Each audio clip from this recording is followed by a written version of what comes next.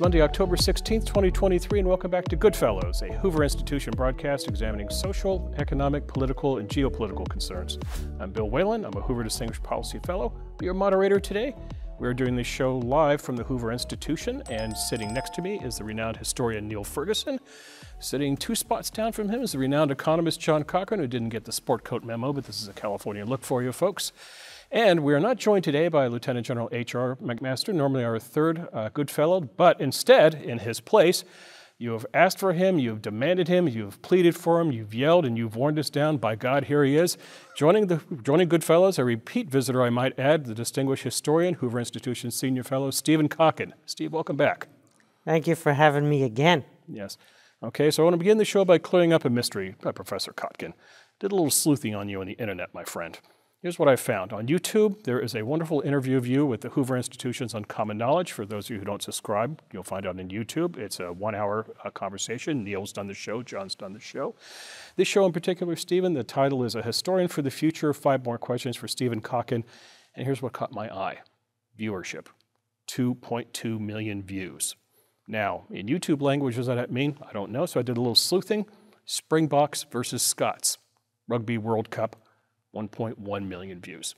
Stephen Kotkin, you are twice as popular as rugby. How do you explain this? I don't.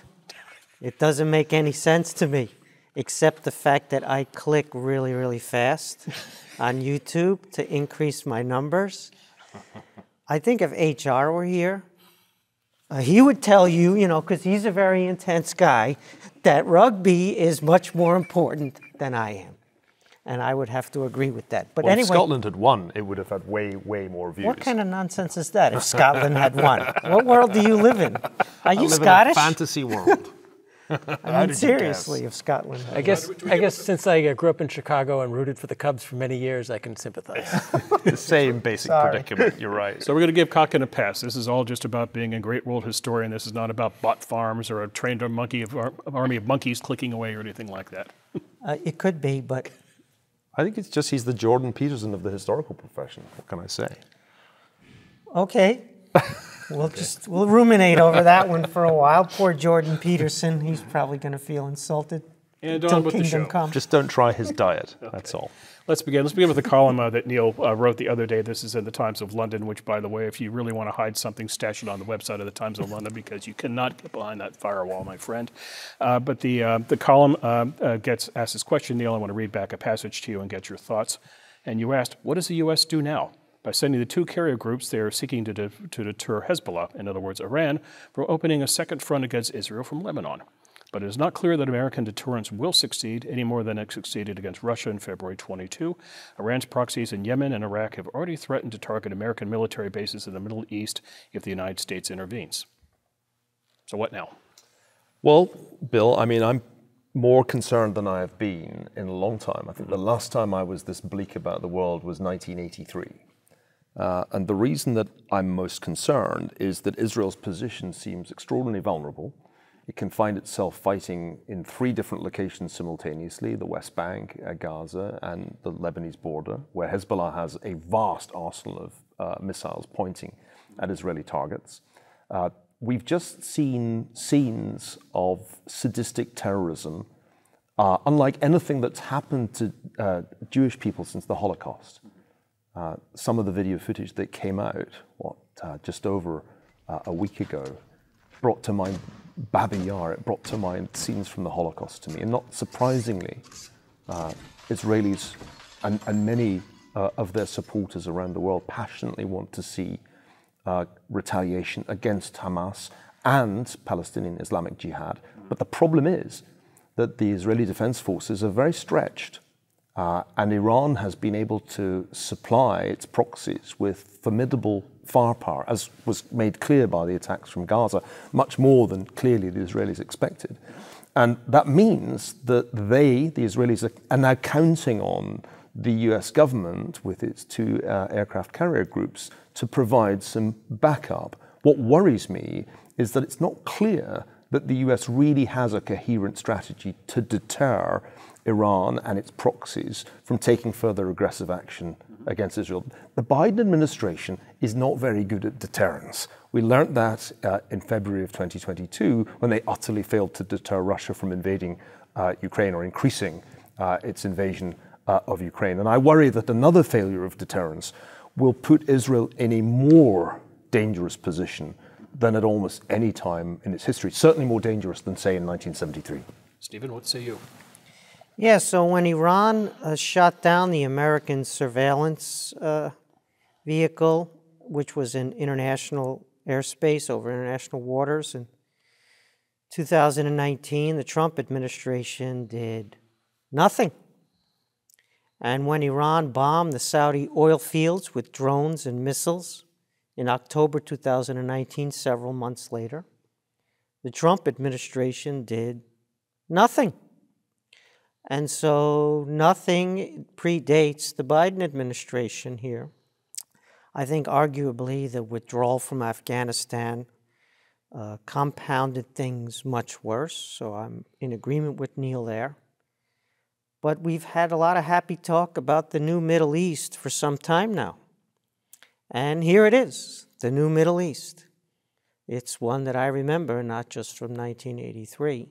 Sadly, I was also alive then. And so I'm worried, but at the same time, you know, two carrier strike groups is non-trivial muscle to send into the region. Nobody else has that capability, and we did it, and it was a good thing to do. And so, yeah, Israel is in a situation now that I wouldn't envy. Tel Aviv is vulnerable to the stuff that Hezbollah has in large quantities. And so this is a big moment, but I'm very confident in the Israeli Defense Forces, and I'm very confident in the capabilities that we just sent to the Middle East. So I don't think we can, I think it's too early to be pessimistic about our ability to deter Iran. I don't doubt the ability. I somewhat doubt the willpower. Because as you say, there has been a continuity of failing to deter Iran. But it's got worse under this administration. At least the last administration had a strategy for the Middle East, which was to isolate Iran, crush it economically, and pursue the Abraham Accords as a strategy to bring Israel and the Arabs closer together. This administration decided to try and resuscitate the Iran nuclear deal, which was dead. And in the process of trying to resuscitate it, I think got too close, or at least elements of the administration got way too close to Tehran, in particular Mr. Malley, their envoy, now under FBI investigation.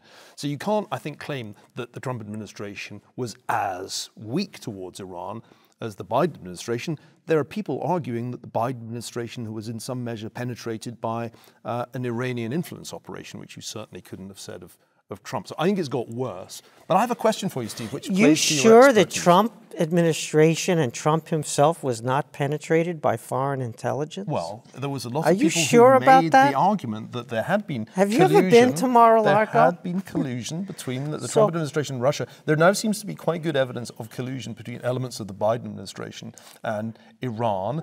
I don't read so much about that in the New York Times, is all I'm saying. Well, I don't read the New York Times, so you got me there. But, you know, I mean, you're not going to get a defense of the Biden administration's deterrence capabilities from me.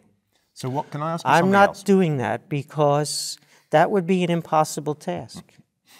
But I just want you to understand that this is not a partisan problem here that began with the Biden administration. Being able to deter Iran has been a multi-decade problem for the United States. And you go back to the Obama administration because Iran is not really deterrable.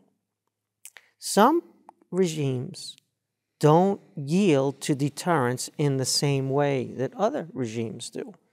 Stalin did everything he could to deter Hitler. He let Hitler's Luftwaffe fly over the Soviet Union to see the mass troops that he had. He let them into his arms factories to see his T-34s. He let them see the whole story, and it didn't register with the Nazi regime because Hitler was not deterrable. So if somebody is not deterrable, you have a different game that you're playing. I don't think Hamas is deterrable either. Well, the analogy with Hitler is one that comes to mind for many Israelis these days, and the conclusion must therefore be the correct response is to destroy Hamas, which is what the Israeli government is now committed to. The question is, does it also apply to Iran? Because the logic of what you've just said is that ultimately we will have to destroy the regime in Iran if we ever want there to be peace in the Middle East. Let's get John in here.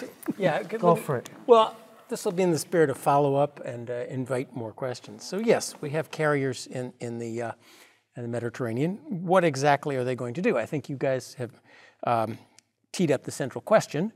Will the U.S. use those carriers? And I would say to do what? Now, I think people there, the Iranians, remember the red line in the sand. Remember Biden was in that administration that put a red line in Syria. They remember, we won't even, God forbid, we would think about putting an American in danger in Ukraine, which is also invaded. So really, will we have the will to do something? And then what would we actually do? So rockets start raining down from terrorist camps in southern Lebanon into Israel. What are you going to do with 2 aircraft carriers full of F-16s? Are you going to start bombing Lebanese villages? Israel does that. Are you going to start? You want to deter Iran? So are we going to fly over and start bombing things in Iran? That doesn't seem. I would be curious what the plan is, other than just we're going to parade around our beautiful aircraft carriers. I would add too. What would you do instead, dude? Hold on, that was question number 1. You guys went on, so I get 3 of them. Notepad. I have my notepad down. I see that. Resistance is futile. You can't deter them. You guys started with yes. You guys started with how bad it is for Israel, and I wanted to say it's not as bad as you're saying. This is not 1973 or 1967. They are certainly fighting a concerted and very dangerous wave of terror, but there are not armies ready to invade. This will not wipe out Israel. I don't think there is a case for that. It's a very dangerous situation to have terrorist attacks like that, but it's not as bad. And happy talk. You talked about happy talk, and I think that really underestimates where things were going and what has gotten blown up. Things were getting better. Ordinary Gazans were having more and more jobs in Israel. Gazan businesses were exporting to Israel. The heart of the Abraham Accords was essentially, we're going to let them get prosperous, things like that. But this was also what was happening before 2000, the last time the Palestinians blew everything up. And it's interesting that this is what Hamas, of course, chose to blow up. Decent prosperity and life for ordinary Palestinians. So they were preparing for this. So things were happening. The getting better part was happening relative to where things were. We don't want to exaggerate. Right. But the preparation to blow up the getting better part was happening simultaneously. So this is the thing about this kind of stuff. Stuff happens, and then we think we're in a new epoch, as opposed to we were simultaneously in 2 different realities, one of which was ours and one of which was theirs. The same thing happened with China policy. Well, we were doing engagement. We were doing engagement, and we were doing globalization, and we were integrating, and they were doing something else at the same time with some of the same, let's say, shared resources. And so my point is this. Now you have asymmetry. You don't need an army massed on your territory. You have rockets instead, which could destroy your civilian residences, your schools, your hospitals.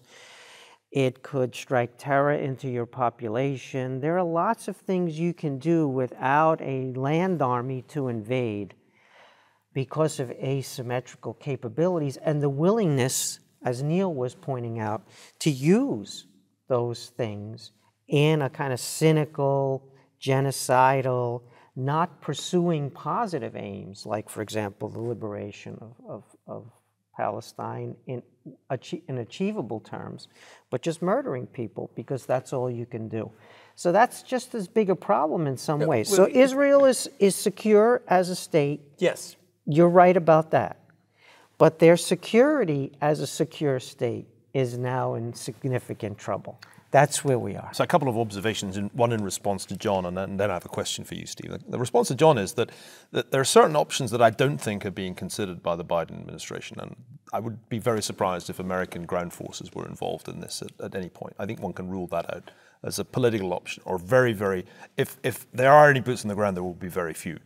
The big question seems to me, what do you do with your planes? And what are you actually going to hit? Are you going to try and hit Hezbollah? Or are you going to try and disrupt the supply lines through Syria which supply Hezbollah? Or is anybody considering strikes against Iran's nuclear facilities? Because after all, if the Iran deal is dead, which I think is pretty clearly the case, then there doesn't seem to be a better alternative than to try to degrade those facilities before they have a nuclear weapon. They could be 3 months away from nuclear capability for all we know. So I don't know if that's the issue that's being discussed on the NSC right now. I kind of hope it is, because that would seem to me like something that might just deter the Iranians. That is something we can do, which I'm glad, we have great air cover, great intelligence. The Israelis need us if they want to go to Iran and start bombing nuclear facilities. We could do that. Well, the Israelis definitely can't do that themselves at this point. And this brings me to my question for you, Steve. Russia. So these are not two separate conflicts going on, one in Ukraine and the other in and around Israel. They're in some measure connected, and the connecting variable is Russia, because Russia has been a presence in the Middle East since the Obama administration invited it back in. Please help us with these chemical weapons that we don't really want to deal with. You deal with them. And the next thing you know, Russia's calling the shots in Syria and elsewhere too. So I'd love to get your take on it. Nobody's better placed to tell us, what is Russia's role in the crisis in Israel? Yeah. So I'm not as favorably disposed towards Henry Kissinger's outreach towards China, which I know you're writing about. I think in the fullness of time, the kowtowing to Mao has looked less impressive, the obsequiousness in the now released documents.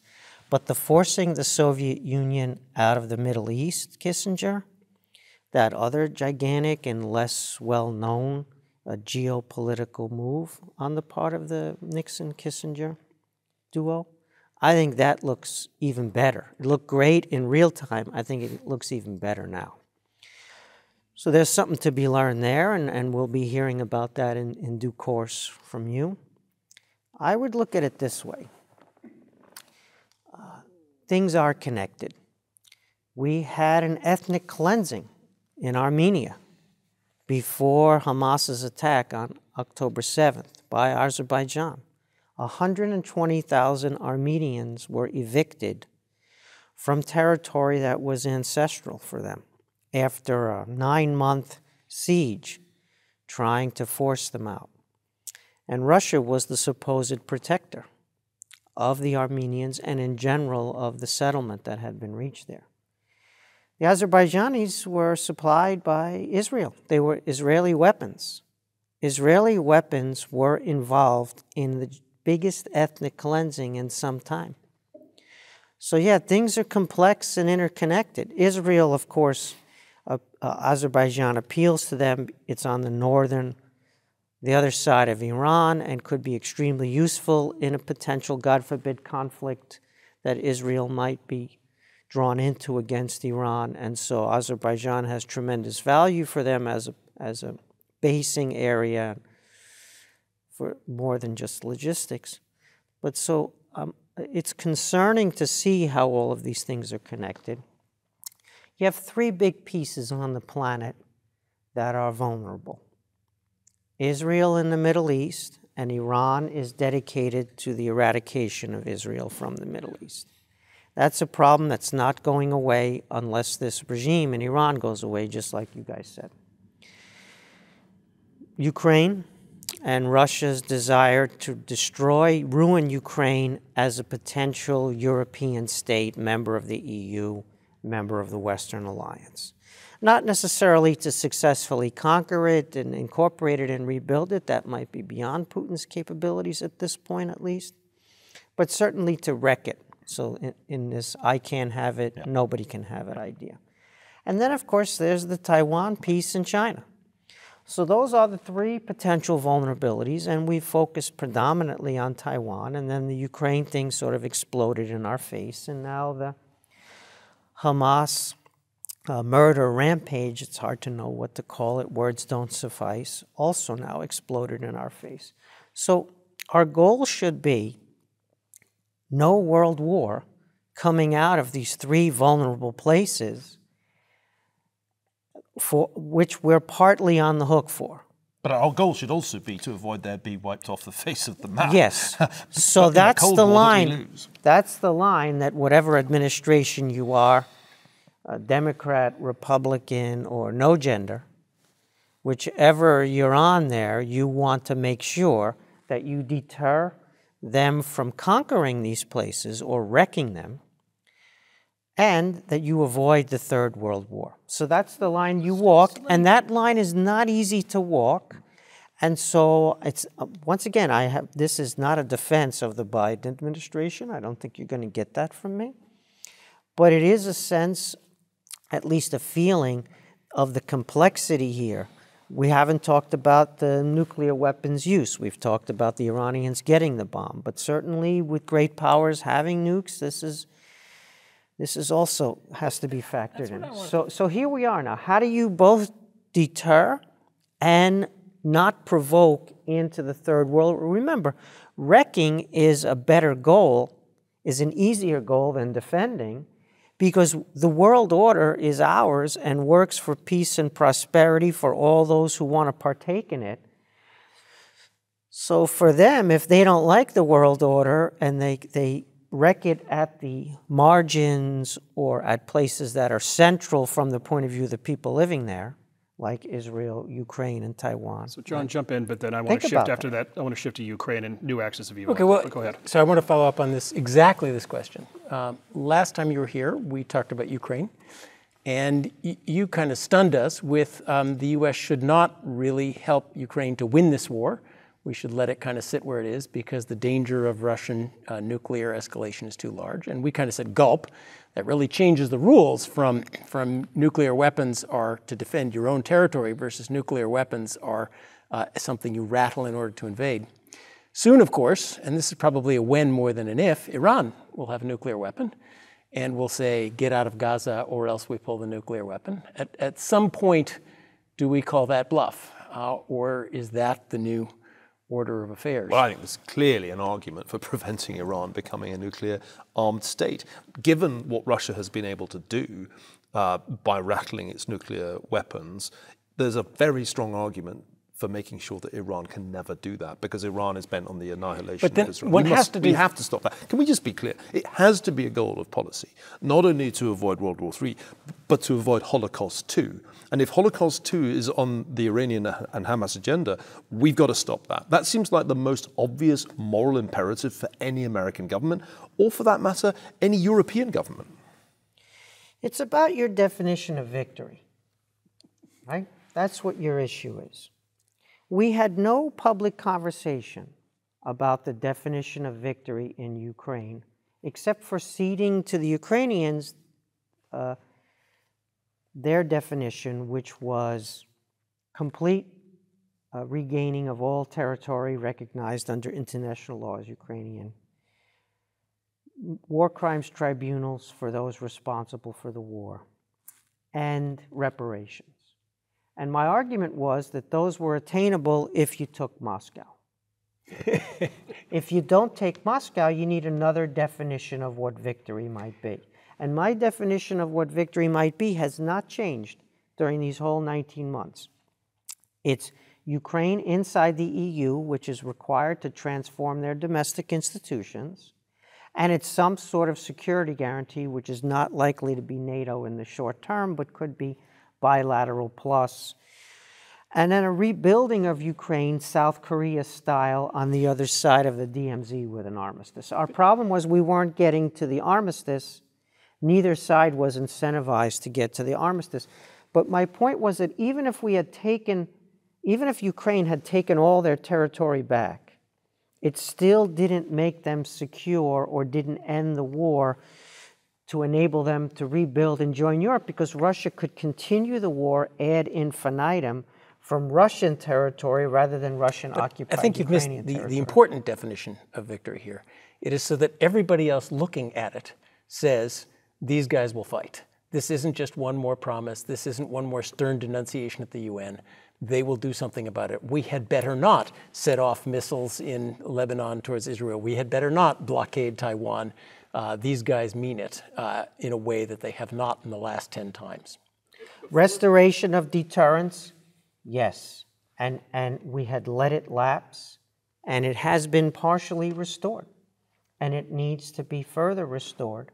And that message is a never-ending generational message, right? So you get happy about globalization and engagement and the peace and prosperity agenda and the fact that markets are very powerful and produce that kind of prosperity. Thank you. And then you don't understand the world that you live in, because what's peace and prosperity to you is building up national capabilities to destroy you at some point by your partners.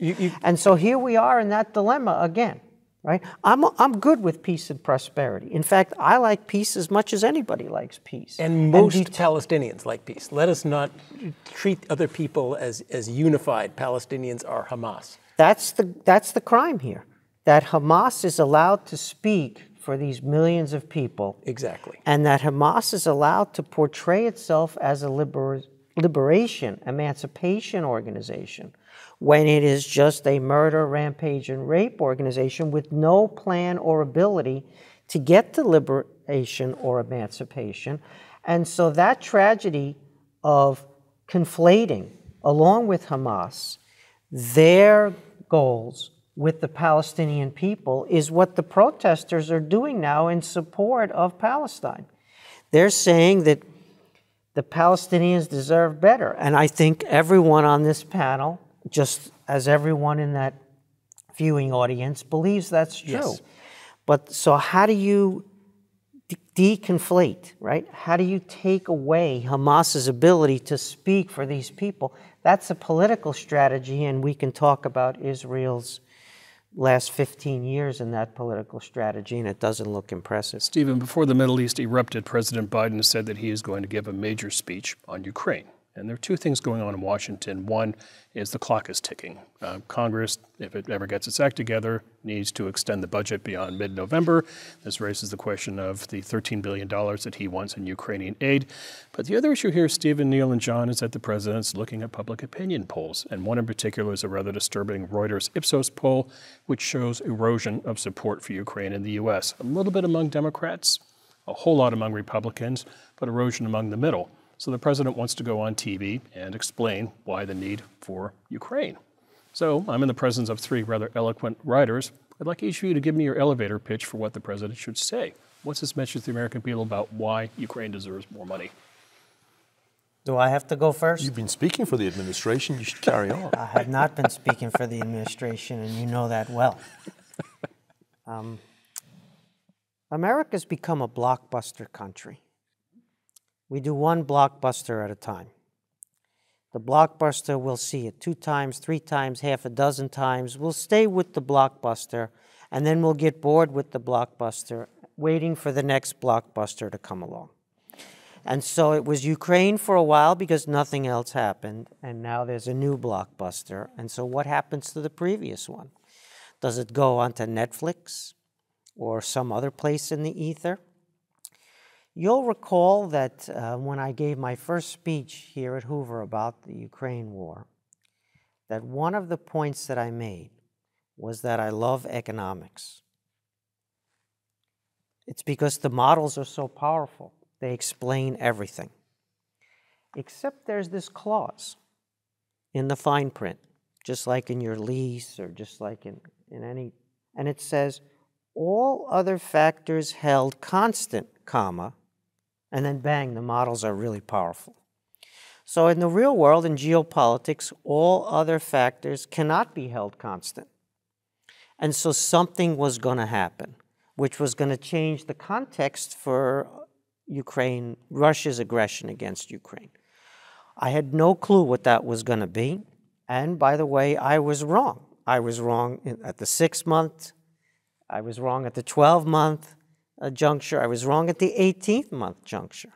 I was wrong for 19 months about this point. But now here we are. And as I said, there's this new blockbuster that's changed the context.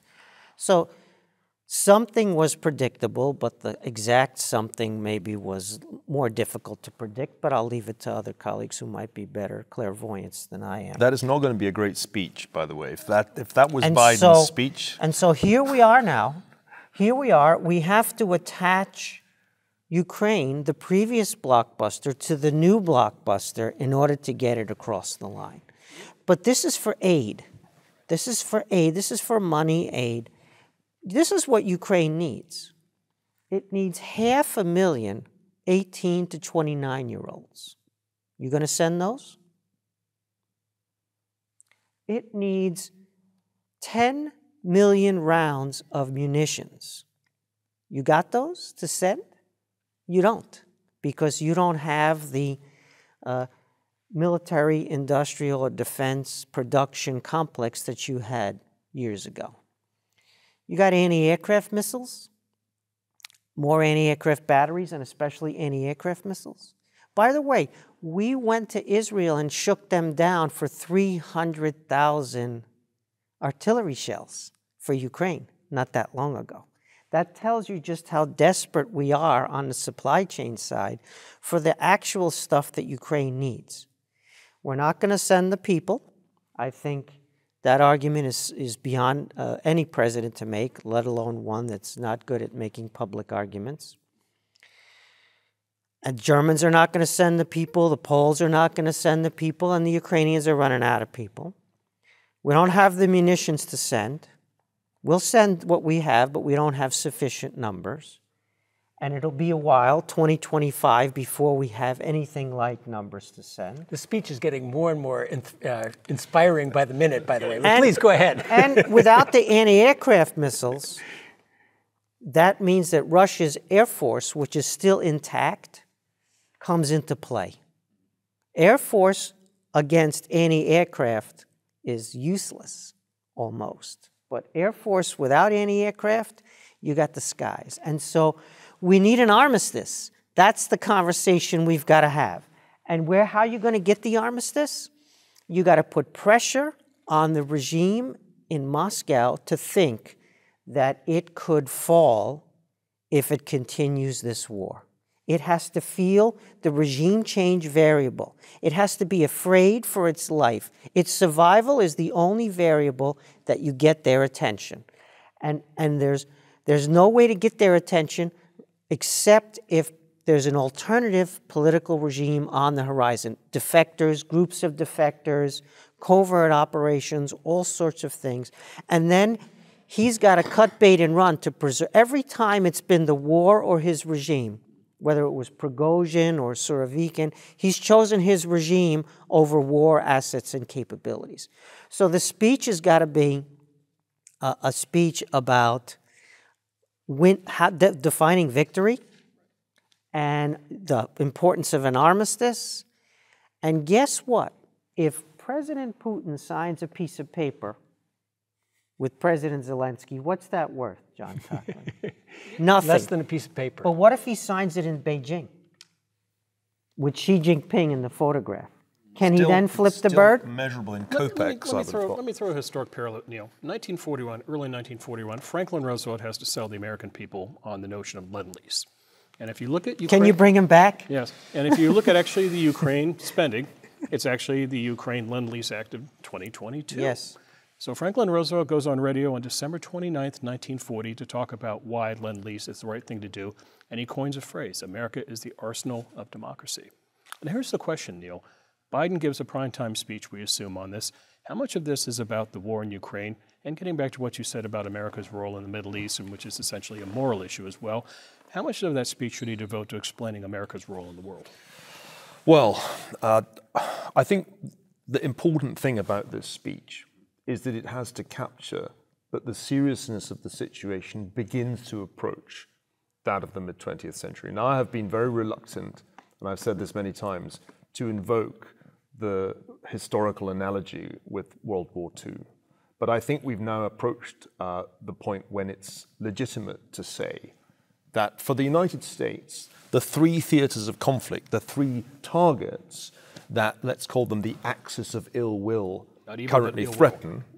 I think that's better than axis of evil. I think there is ill will that unites China and Russia and Iran, and one might add North Korea. This axis of ill will poses, as we've said, existential threats to Ukraine, to Israel, and to Taiwan. And from the vantage point of the United States and its allies, for any one of those to be wiped from the map would signal the advent of a new dark age in which the might of the arsenal of autocracy, because that is what China now has, an arsenal of autocracy, could be deployed anywhere, and whatever was left of the rules-based international order would be swept aside. So I think a speech of the sort that you have in mind needs to call on Franklin Roosevelt's memory, needs to invoke that spirit and make Americans understand that isolationism is no more an option in 2023 than it was back in the 1930s. And in fact, it's the great delusion of American history to imagine that the world's #1 superpower can just opt out of 1, 2, or ultimately even 3 different regional conflicts. That's what the speech has to say. Now, the problem is that the 1930s analogy has been overused to the point that it's a bit like crying wolf when you bring it up. You know, if everybody you don't like is like Hitler and every regime is the Nazis, then the American public has a right, I think, to shrug its shoulders and say, we've heard that one before, didn't you say that about Saddam Hussein, and look where that led. So that's why the speechwriter has a huge challenge, conveying to people, as I tried to do in the Sunday Times article, that the situation is very bad, 1930s bad, is hard because people have heard it all before. But the critical point I want to emphasize here is the level of collusion between China, Russia, Iran, and North Korea. They are working together. When we talked about an axis of evil after 9/11, it was David Fromm's phrase. It was made up. It was just a line for a speech, for a State of the Union address. This is a real axis. And guess what? In economic terms, it's more powerful than the original axis. It's got more resources. And they have the arsenal now. We don't.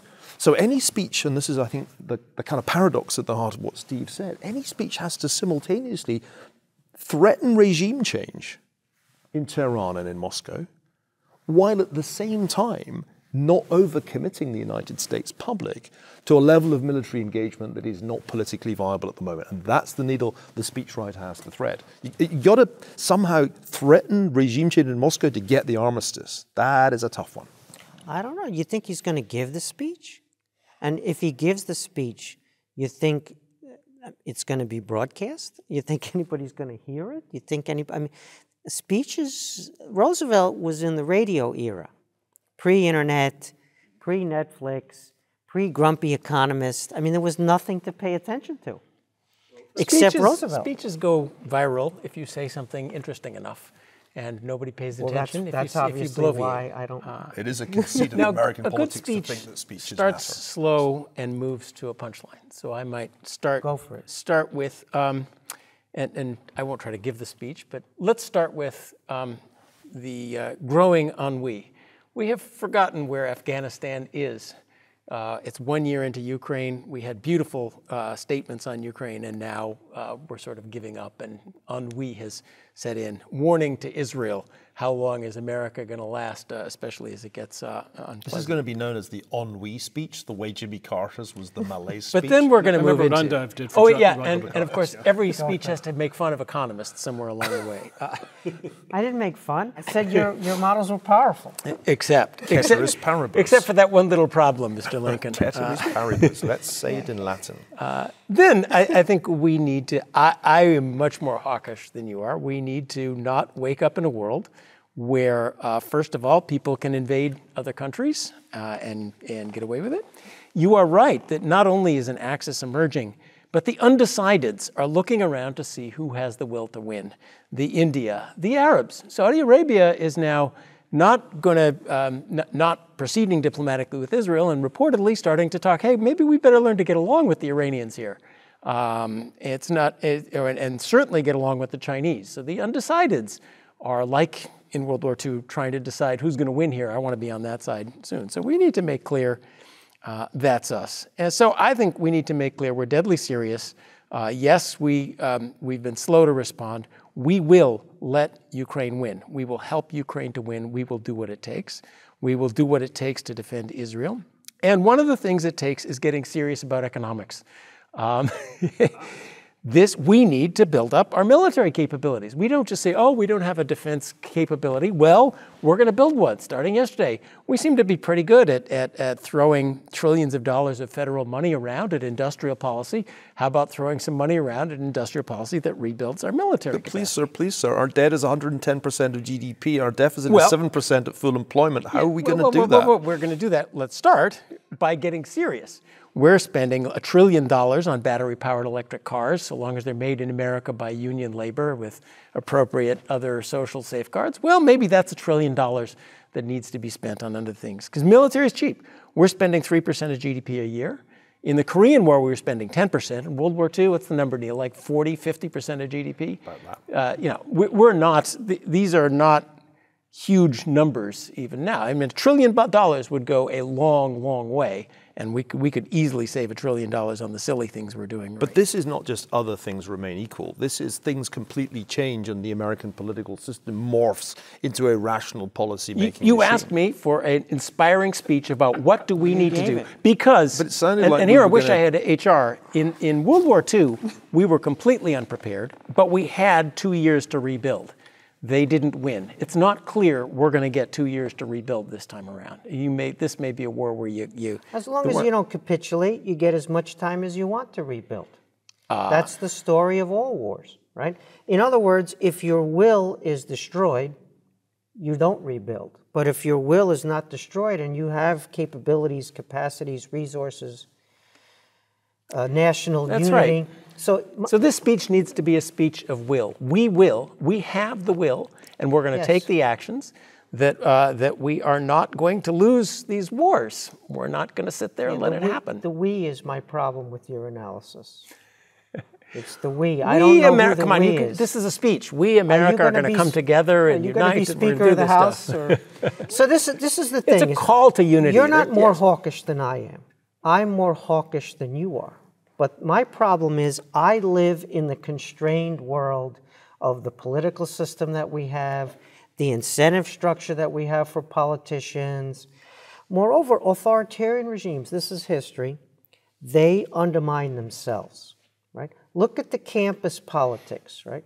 They are taking videos of themselves, just like Hamas took videos of themselves, showing how morally bankrupt they are.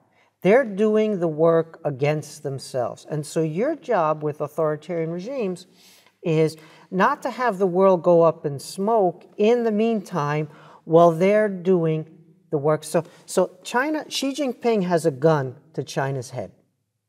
And he's got a gun to China's head for a while now. And the hawks, what do they want to do? They want to rush in and help him pull the trigger. And the doves, known as Treasury, what do they want to do? They want to run in and take that gun away because, God forbid, we would decouple. What do I want to do? I want to say, oh, you got a gun to your head? I'm going to watch what you do with that gun, as long as you don't point that gun at me. Exactly.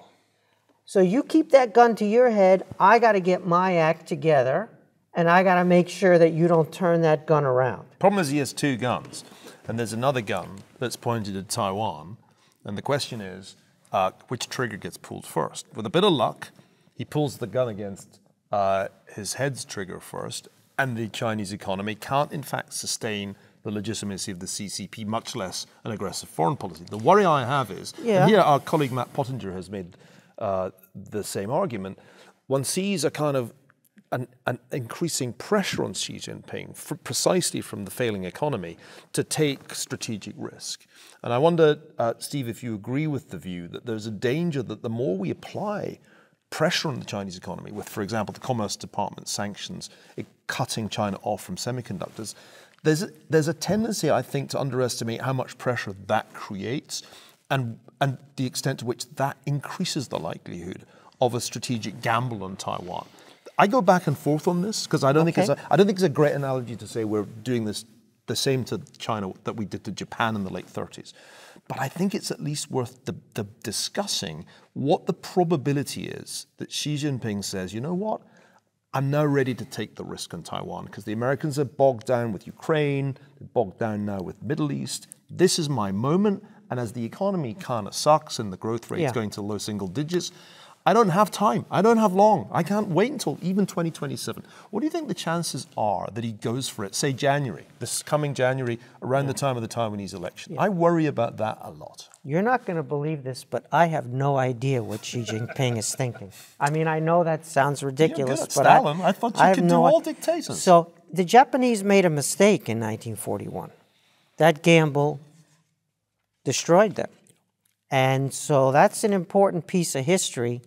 Not just that we didn't have a plan if the Japanese, under pressure, decided to do a suicidal gamble, right? That's where Roosevelt fell short. He put the pressure on, but assumed that the Japanese would just capitulate under the pressure. There was no preparation for the other assumption. And there is a Pearl Harbor And scenario, so imaginable. the Chinese could make a mistake. Yeah. Let's recall that going up against American power has not been a good bet. But if anybody has a Nazi shot, Germany, it's China today. Imperial Japan, Soviet Union. Just in terms of GDP. Vietnam, Afghanistan. First of all, we lost that war and we won the peace in Vietnam. It is one of the most pro-American countries in the world. You can win a war and lose the peace.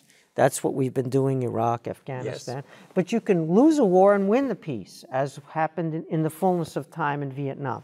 So you have certain strengths, and those strengths have to be guarded, husbanded, strengthened over time, right? You have to caretake your strengths, and you have to deter your adversaries from taking suicidal gambles because you pay a cost even when they lose. I mean, I think it's worth adding, Steve. Can I just interject? I don't of course you can interject. It's your show. But if I may, the point is that China, of all the regimes that have challenged the United States, China has the most firepower economically and now increasingly in military terms. Japan was obviously attempting national kamikaze when it launched Pearl Harbor, and they kind of knew it. But the odds were so Soviet Union skewed. had a much bigger land army, much bigger nuclear weapons force. But the Soviet Union never got close. 41% of US GDP tops. But again, China it's not is GDP. Close. It's will and capabilities. And so but I think China has both of those. China is way more than Russia or Iran right now. I mean, it's just order of magnitude larger. And its manufacturing value added is 2x that of the United States. That is a startling number. You guys are too much economists. They don't care how much GDP they have or don't have.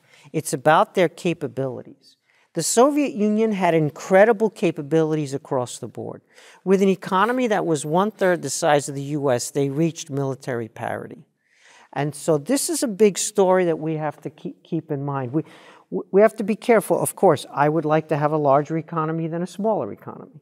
I get that. I would like to have tech sectors and rather than not have the tech sectors. I'd like to have manufacturing capacity. I'd like to have a lot of the things that the Chinese have built up, including their logistics capabilities, which are superior to anybody else's on the planet. But they don't have the ability to take on the United States and win unless we capitulate. Right. That's it. Right. That's the bottom line. They're not going to invade San Francisco, but are we going to fight for Taiwan? Now, the nightmare scenario. Let me just if put we it this. capitulate. But you got to be careful with the domino theory, right? The domino theory, Vietnam, somebody here, a very famous economist, evoked Vietnam on behalf of the show. The domino theory was disproven. It was wrong, right? If Vietnam falls, all of Asia is going to fall. We were telling, McNamara told the Germans in Berlin that if Vietnam fell, the communists would be in Berlin on the other side of the wall. Right after that. And it was wrong.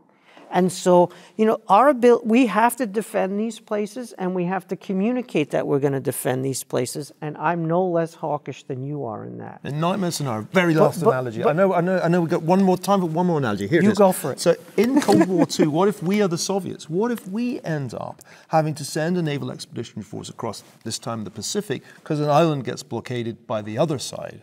That's 1962. The island then was Cuba. The island this time is Taiwan. And that's the scenario where I think we could fold. Because they have a strike in Hollywood. You can't be a screenwriter. No, You're crossing the picket line. Strike's over now. Taiwan is not Hawaii. It's not U.S. territory. Correct. It's a long way away. And by the way, it's not obvious to me Japan was committing suicide. If you look at the U.S. the day before, on February 6th, 1941, it's not obvious that we were going to go completely nuts and decide that we have to invade and completely crush Japan over, they threw some bombs at a military base. I don't know. Day of infamy is one of those phrases that doesn't give you many outs. It is the thing to remember. Americans can retreat and give up and give in, and isolationist, and then something goes boom, and they change their minds and they get serious and watch out. But it was a change of mind, and it was partly because of Roosevelt, but it was an easy bet that America would have said, "Oh well, we'll negotiate." Blah blah blah. I think we're closer to a 1962 than a 1942, where the U.S. talks the talk about all these places, Ukraine, and then Israel, and then Taiwan. But when it comes to the crunch, when the ships are sailing and the submarines are sailing across the Pacific Ocean, the stock market's off 30%, the polling looks disastrous. I think it's a Khrushchev moment, and we don't follow through. The war doesn't happen. But at that moment, when we are the Soviets, that is a turning point in the history of the Second Cold War, because everybody, including the Japanese, will conclude it's game over for American primacy. That's the scenario I worry about. Much more than World War III. I just worry about Cuban Missile Crisis too, only we're the Soviets. Okay, final question here. Let's do it quickly.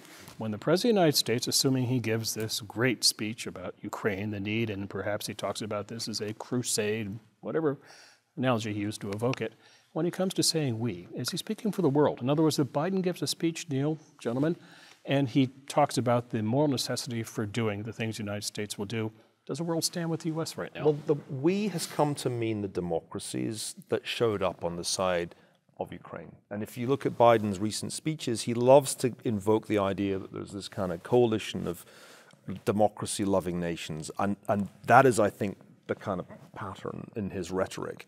The problem is that this coalition gets smaller by the day. There are a certain number of people who will show up, reliably show up, for Ukraine. And that is like Europe, more or less, a few hesitations, but they're basically there.